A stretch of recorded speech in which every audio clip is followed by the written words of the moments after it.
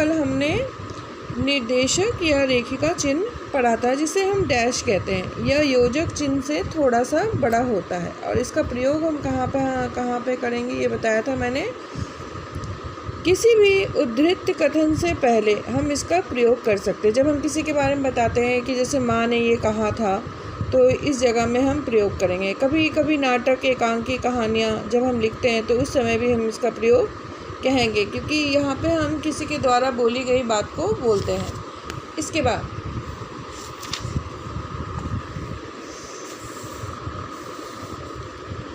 निम्नलिखित से आरंभ होने वाले वाक्यों के बाद, जैसे कि देखिए, निम्नलिखित वाक्यों के रिक्त स्थानों की पूर्ति कीजिए डैश। निम्नलिखित शब्दों को अपने वाक्यों में प्रयुक्त कीजिए डैश। डैश का प्रयोग जब भी हम निम्नलिखित का प्रयोग करते हैं उस जगह में भी करते हैं।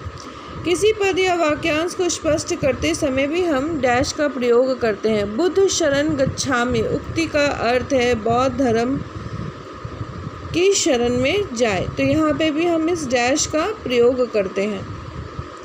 कनक कनकते 100 गुनी मादकता अधिकाय, पंक्ति में आए पहले कनक का अर्थ धतूरा, यहाँ पे भी हम प्रयोग करते हैं इसी डैश का, ठीक है, निर्देशक चिन्ह। तथा दूसरे कनक का अर्थ है सोना।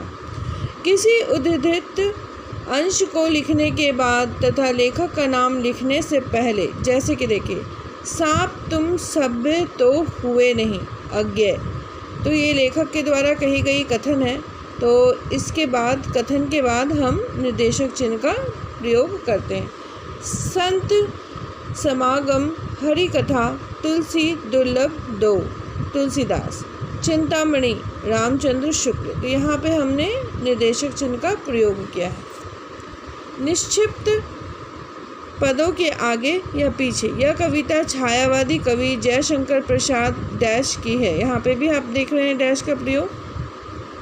द्वितीय विश्व युद्ध के प्रवर्तक हिटलर को कौन नहीं जानता, तो यहाँ पे भी हमने डैश का प्रयोग देखा है। जब भी हम डैश का प्रयोग करते हैं तो हम थोड़ा सा बड़ा प्रयोग करते हैं, क्योंकि हाइफन से थोड़ा सा बड़ा होता है, और इसके बाद हम कोई वाक्य या किसी का नाम बताते हैं। अगला, उद्धरण या अवतरण चिन्ह, जिसे हम इन्वर्टेड कॉमास कहते हैं। देखिए, इन्वर्टेड कॉमा में दो प्रकार के होते हैं, जहाँ पे दो चिन्ह लगे होते हैं कॉमा के ऊपर से, और कहीं कहीं पे एक चिन्ह लगे होते हैं कॉमा के ऊपर से, नीचे से नहीं लगाते हैं, ठीक है। जब वक्ता किसी अन्य व्यक्ति के कथन को उद्धृत करता है तो उस उद्धृत कथन को लिखित भाषा में उद्धरण चिन्ह के अंतर्गत दिखाया जाता है। तो जब कोई बोलने वाला व्यक्ति है वह किसी के कथन को बोल रहा होता है या बता रहा होता है, जैसे कि किसी ने कोई बात बोली, उस बात को बताने के लिए हम खास तौर पे कॉमा का या इन्वर्टेड कॉमा का प्रयोग करते हैं। इन्वर्टेड कॉमा में भी दो होते हैं, या फिर एक प्रयोग करते हैं या फिर दो का प्रयोग हम करते हैं, ठीक है। अंग्रेजी में उद्धरण चिन्ह को इन्वर्टेड कॉमास कहते हैं। उद्धरण चिन्ह दो प्रकार के होते हैं, एक हरा उद्धरण चिन्ह जिसमें एक कॉमा का प्रयोग करते हैं, दूसरा है दोहरा उद्धरण चिन्ह, दो कॉमा का प्रयोग करते हैं। उद्धरण चिन्ह का प्रयोग कहाँ कहाँ करें? किसी व्यक्ति का नाम, उपनाम या किसी ग्रंथ का नाम लिखते समय हम प्राय एक हरे चिन्हों का प्रयोग करते हैं। जब भी हम किसी ग्रंथ का, किसी लेखक का, किसी व्यक्ति का नाम लिखते हैं ना, तब हम एक कॉमा वाले इन्वर्टेड कॉमास का प्रयोग करते हैं। छायावाद के प्रमुख कवि हैं प्रसाद, निराला, पंत। प्रसाद की प्रमुख रचनाएं हैं इन्वर्टेड कॉमा, जिसे कि हम अवतरण चिन्ह कहते हैं, कामायनी, आंसू, स्कंदगुप्त तथा चंद्रगुप्त। देख रहे हैं सभी के नाम के ऊपर में ये चिन्ह लगाया गया है।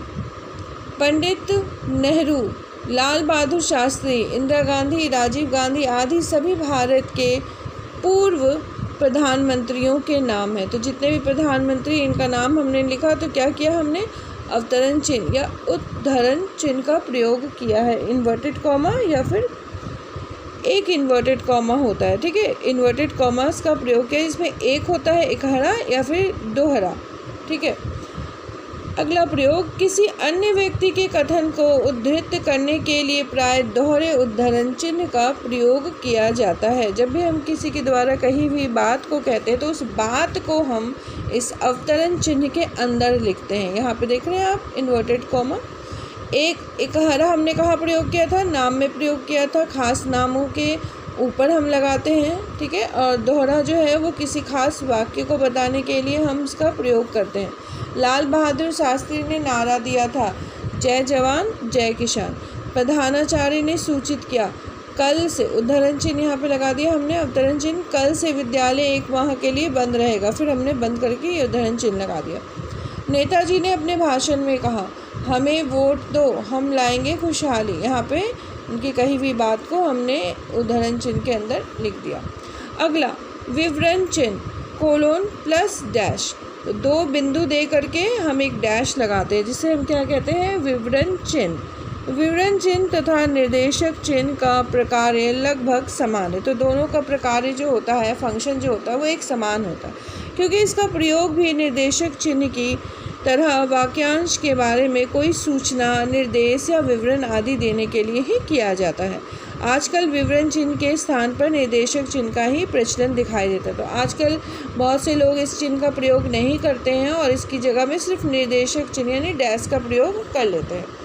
विवरण चिन्ह का प्रयोग कहाँ कहाँ किया जाता है, जैसा ऊपर आपको बता दिया गया था कि निर्देशक चिन्ह का प्रयोग होता है, वहाँ विवरण चिन्ह का प्रयोग किया जाता है निर्देश देने के लिए। रचना के आधार पर वाक्यों के 3 भेद होते हैं, तो यहाँ पे देख रहे हैं आप, ये जो चिन्ह है इसे हम विवरण चिन्ह कहेंगे। तो ऐसे आजकल लोग डैश का प्रयोग करते हैं, परंतु ये 2 बिंदु के साथ ही प्रयोग किया जाता है। इस दोहे का अर्थ नीचे दिया जा रहा है, तो यहाँ पे आप देख रहे हैं, जब आप किसी निर्देश दे रहे हैं, कोई सूचना दे रहे हैं, तो यहाँ पे आप इस विवरण चिन्ह का प्रयोग करते हैं। पर आजकल लोग सिर्फ एक डैश का प्रयोग यानी निर्देशक चिन्ह का प्रयोग करते हैं।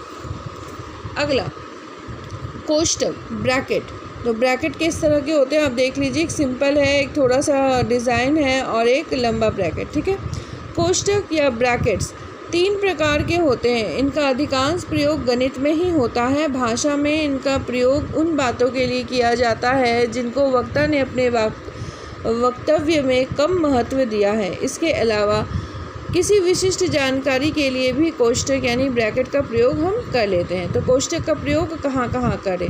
कोष्टकों का प्रयोग प्राय निम्नलिखित स्थितियों में करना चाहिए। दूसरी भाषा के पर्याय देने के लिए, सकर्मक क्रिया, तो यहाँ पे आप देख रहे हैं ब्रैकेट का प्रयोग कैसे किया गया है, तथा अकर्मक क्रिया, तो ये जानना हमारे लिए ज़्यादा ज़रूरी है, इसलिए ब्रैकेट के अंदर नहीं है। और ये उतना ज़रूरी नहीं होता जब हम हिंदी पढ़ रहे हैं तब, जब इंग्लिश पढ़ेंगे तो फिर हिंदी को ब्रैकेट में लिखेंगे। सरल वाक्य, सिंपल सेंटेंस, सभी बातों को देखिए यहाँ पे जो है, जो ज़रूरी बात नहीं है उसे हम ब्रैकेट में डाल देते हैं ताकि आपको पता चले, पर ज़रूरी जो है उसे बिना ब्रैकेट के हम लिखते हैं। कठिन शब्दों का स्पष्टीकरण देने के लिए, कोई कठिन शब्द है तो उसका स्पष्टीकरण हम देने के लिए या उसको बताने के लिए भी हम ब्रैकेट का प्रयोग करते हैं। शोध के आधार पर शब्दों के प्रमुख भेद है। तत्सम, जो संस्कृत में आए हैं, यहाँ पे देखिए ब्रैकेट बना हुआ है। तद्भव, जो संस्कृत शब्दों से विकसित हुए हैं, तथा देशज, जो बोलियों से आए हैं, जो हम बोली बोलते हैं उससे जो शब्द आते हैं उसे हम देशज कहते हैं। ये भी हम इसकी मीनिंग को बताने के लिए हम ब्रैकेट का प्रयोग करते हैं।